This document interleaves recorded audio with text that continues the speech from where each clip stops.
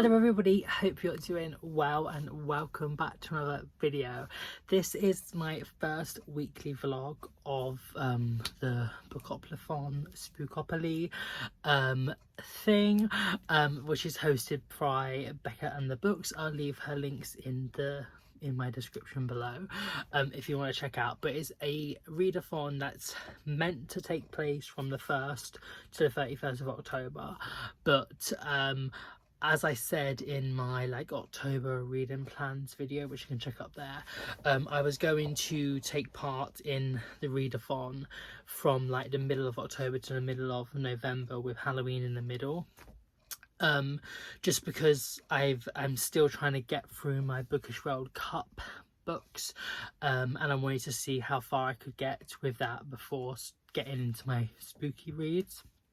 But I didn't know if I started later than I wanted to, but this is going to go from the 23rd to whatever the next Monday is, and then I'm probably going to do 2 or 3 more after that, just until about mid-November time. But it's just fun. It's just to pick a book and hopefully read some of my spooky-ish ones. But without further ado, let's get to the first roll.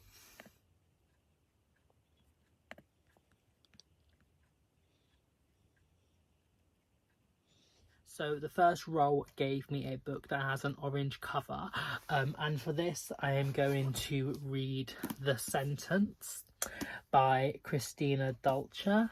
I've wanted to read this for so long, and quite clearly this is an orange cover. I have also got the audio book through BorrowBox, which I've had for a while now. I think I've re-requested it about 2 or 3 times, so I do need to get this listened to. But this just sounds so interesting, and I'm super excited. But I'm going out today, and I don't really want to take this because it's big and I'm going to listen audibly, and I'd prefer to do that at home. So I'm going to roll again for what will be the book I'm meant to read after this, but I will finish that after this. And let's see what that is. Hopefully it's one I can take around with me.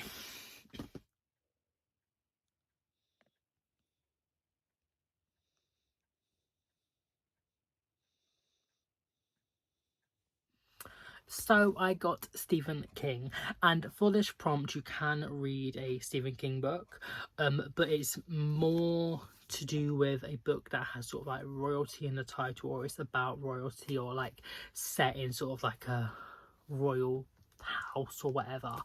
And I was perusing my shelves. I didn't know what to pick at all, but then I came across a book that I've wanted to read for a long time. I've only recently got this edition, and it's such a beautiful edition. It's a hardback, but it's not as big as the other one, so I'm going to take it around with me and see if I get a chance to read some of it. But that is The Little Prince by Antoine de Saint-Exupéry. I am so sorry, I completely butchered that. But this is a really beautiful edition that I found in a charity shop, and see, it's embossed, and it has the proper illustrations done by the author. And it's a classic that I have never read yet, but so many people love it, and it's so short, and I'm super excited to get to that. So yeah, that is my pick for Stephen King. It's not horror, it's not spooky, it's nothing like that at all, but it is royalty because it's a prince. So yeah, so I'm gonna start this and tell you how I get on. See you soon.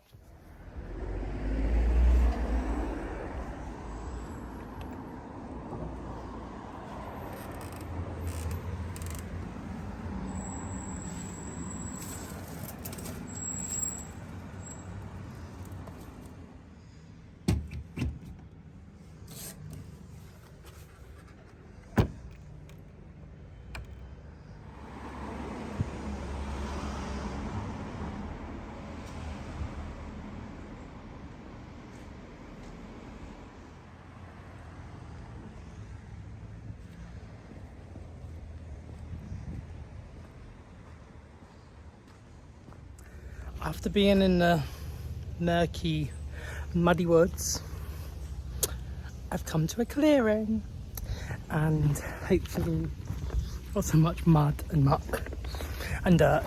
But you know, it's a park, so what can I say? I just saw a little rat or a mouse just run across the thing. I will start reading in this vlog. I just haven't yet, because the books that I'm currently going to read are hard ones. I don't want to take them out.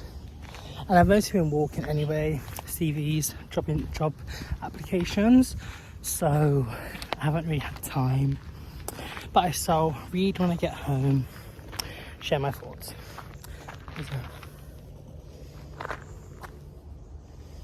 Magpie. Okay, update soon.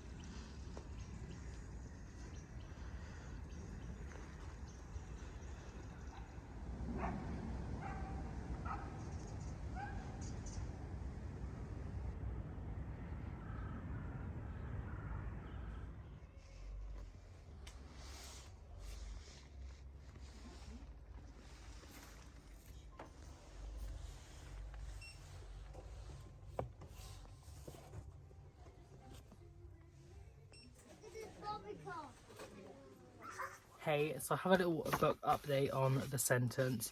I've read about 30 pages. I'm really enjoying it. It's very intriguing. It's sort of like possibly dual timelines. It's definitely dual POV. One is from an inmate, who I believe is the one that the other main character, or like the main character, put away on like death row, and it's just like following her, I believe, later on from the other one. I'm not 100% sure yet. And just like there's like this case with this woman, and like it's so clear that she's guilty, but because of this like law, that if a prosecutor or something asks for the death penalty, and the person that gets executed turns out that they're innocent later on, then the prosecutor has to like pay with their life and get it done to them as well. So it sort of like has stopped so many people asking for the death penalty. But then there's sort of two sides, because then there's some people that are thinking that like they're like being cowardly, or they're not given the justice, and it's sort of gonna like, I think, a discussion on that topic, but obviously it's in like a different sort of world in a sense. But yeah, I'm still definitely gonna read some of that, and I'm super excited to do so. When I was out today, I got 4 books, but I only have 3 still with me. I went to a charity shop and they was doing 2 books for £1, so I got this, 50 Words for Snow by Nancy Campbell. This is sort of like a non-fiction book, and it's just sort of like different languages, what they call snow, and then just like an exploration sort of around it, and it just, I thought it just sounded quite nice. Might be like a nice like January read for winter time, and it seems like it's gonna go quite quick, and it just looks really pretty. So yeah, so I got that. It was 50p. And then the other one I got in that was Intimacies by Lucy Caldwell. I did originally buy it for myself. I was gonna read it, but I met up with my friend after, and I was like showing her the books, and she was like, oh, this is really interesting, like, so I was like, you know what, I have so many books, you can have it, but I will like borrow it in the future if I ever get around to it. But that sounded quite interesting. But it was sort of like a collection of short stories set with like women being the main focus in Belfast. And yeah, but I also got 2 more other books when I was out in a charity shop, and they're 2 books I've read. The first was the Waterstones exclusive edition of Heartstopper, that has this like pretty spread, and it's sort of like a metallic thing there. I don't know if there's anything actual added into it or not, but I'm guessing so. I'm not sure. But anyhow, obviously I have read this book. If you've seen some other videos on my channel, I love Heartstopper so much. But like 50p, I can't pass it up, even though I do own 2 versions of this book. But I don't have this special edition, so I have that to add to my Heartstopper collection now. And then also I got a copy of They Both Die at the End by Adam Silvera. I read this, I really enjoy this book, but the copy I have is a little bit like worn, but this is in like brand new condition near enough. 50p, couldn't pass it up. And then with my other copy I will give it to my friend. So yeah, there are a few books I picked up, but I shall get back to reading and have another update soon. So yeah, see ya. Just reading a certain bit of the sentence, and it's just made me like just feel all sorts of no, like my heart's racing, I feel sick, I feel stressed. I have hemophobia and trichonophobia, which some people don't think are real, but they are. I have a fear of blood and like needles and things like that, and just like this whole section, I've just been very much like, oh no, I can't really be doing it. But yeah, it's getting visceral. It's getting visceral at the moment. But yeah, I am I want to say I'm enjoying the book. I am appreciating the book currently. But yeah, I think I might stop a bit. Maybe watch something a bit nicer. Then get back to it. So I have some updating to do. Let me just move that a little bit. So I haven't really done any updates since I've picked the books. But I just haven't been feeling the best. But anywho, let's do a little update on the first book that I should have finished by now, which I haven't yet. Which is The Sentence. I am really enjoying this. I think I've just reached the like 53% mark. I'm really enjoying this. If I've already said what it's about, I'm just gonna say it again because I'm not really in the mood for doing editing. But anyway, so we're basically following Justine, and she is like a prosecutor, and she like years ago, it is sort of going back as well to like when she was in Harvard Law School, and how she met her like husband Ian, and sort of like the relationship, and then just sort of like witnessing different executions, and like how like execution and the law surrounding that topic is like very important to her, and what a lot of her like campaigning and stuff is to do with. But after her husband dies, she is not really in the best state of mind, and evidence is like near enough crystal clear, so she sends Jake Milford to be executed. And this is the first time she's done it, and she sort of gets like a bit like booted from like this like the campaigns and stuff she was working on before about like getting rid of the death penalty, but instead that group that she was part of campaigned for, if a prosecutor wants the death penalty and later on the person that they send to be executed turns out to be innocent, then they have to be executed themselves. And it's sort of like in the current time frame, and she's just like finished with a case, and it's like 2 or 3 days after Jake was executed, and his wife is like, wants to talk to her, and she's like, I found something, ... So she's like stressing because she's like, what did you find, like, can you tell me? But it's all a bit secretive, and it's very like quite tense because you want to know what that is, but also I'm interested in like the backstory.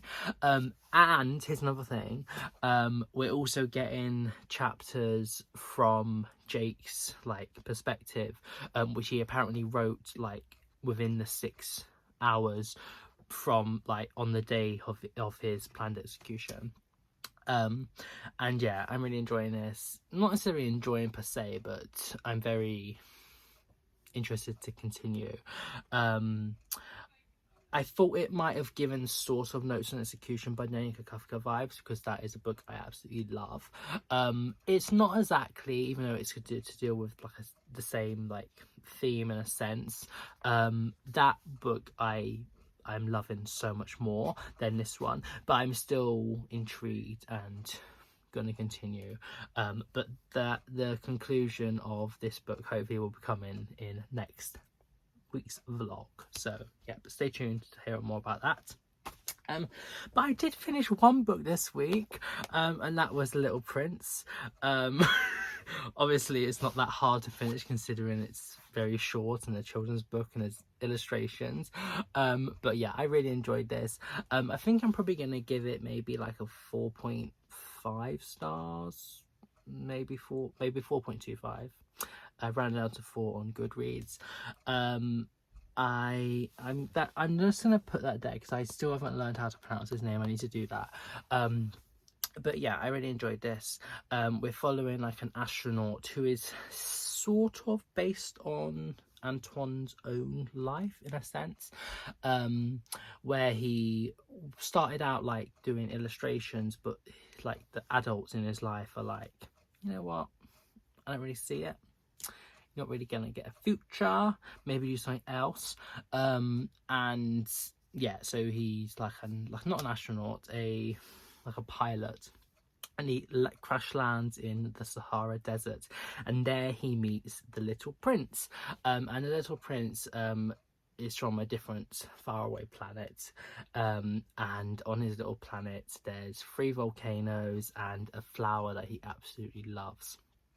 And it sort of like chronicles his journey from his planet to Earth and the different like planets he comes across, and how he meets these different types of adults that are like meant to represent sort of like a flaw in the like adult psyche in a sense. And it's a bit like philosophical, but at the end of the, like, you can read it 2 ways. You can read it just as a children's book about this little prince that goes around the like space and then arrives on planet Earth, but also you can read it as more like a philosophical through like a more of an adult lens, and that's why I think this appeals to so many people, children and adults alike, because there's the different messages and different meanings, and Antoine really makes it clear sort of like what he's trying to say, and how these like flaws that are in these different like characters, like who they are, it's like intensified so much more on Earth because there are so many more people, and sort of like greed and like vanity and just like trying to own things, but you're not really appreciating what you're owning because it's just like all numbers to you. So yeah, yeah, it was fun. I would so recommend it. It's extremely accessible for a classic. I know it's a children's classic, but still it's really accessible and a very enjoyable read, and I shall certainly be coming to this in maybe a year or 2, just because it's, like I said, short and succinct and just an all-round pleasant read. And yeah, and the illustrations are really nice as well.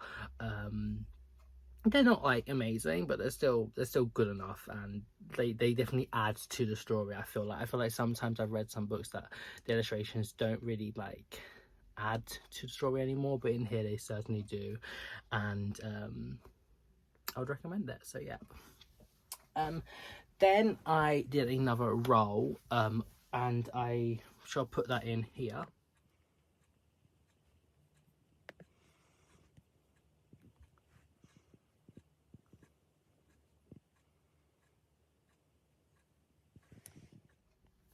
I got Candy Apple, and this is meant to be like a sticky book, like a sticky read, one that you can't like put down. And I did not know what to pick, but I went out and I was like, you know what, maybe let's look in the charity shop, see if like anything like picks up my eye, and something did, and I thought I'll just include that in it. Shall we go upstairs?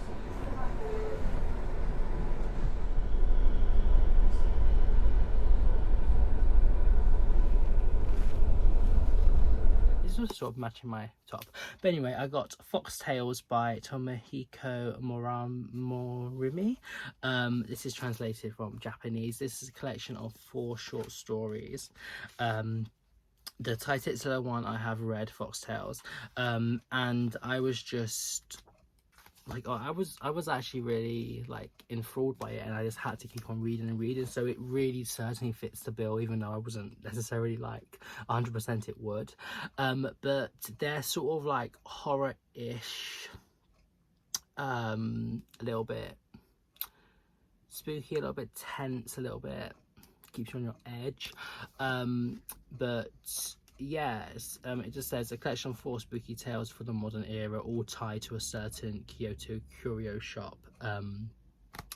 And yeah, and the Foxtails one, it basically follows this like university student. He starts working at this like antique like curio shop in Kyoto, and he sort of like becomes friends a bit with the owner, and he is like tasked to sort of like watch over the store and also deliver items to certain people that have bought them or like selling them and things, and then he goes to this person's house, this old man called Maggie, and he is an oddball. He lives in a nice house, but he's a bit strange, and I don't really want to say anything more because I feel like you should read it to get the best experience and like the twists and stuff, but he is quite a weird character, and he sort of like continues to go back, and then sort of like weird things happen, and yeah, I really was interested in it, and I would recommend. I think I'd probably give the short story maybe 4 stars. Yeah, 4 stars I think is quite good. But I am going to continue the rest because I need to, but once again that shall be in next week's video. So yeah, I hope you enjoyed this video, and definitely stay tuned for next week's one to learn more about these books and hopefully some more roles. But yeah, this is coming out on Halloween, so happy Halloween everybody. I hope you have a fun day, and I shall see you very soon. Bye.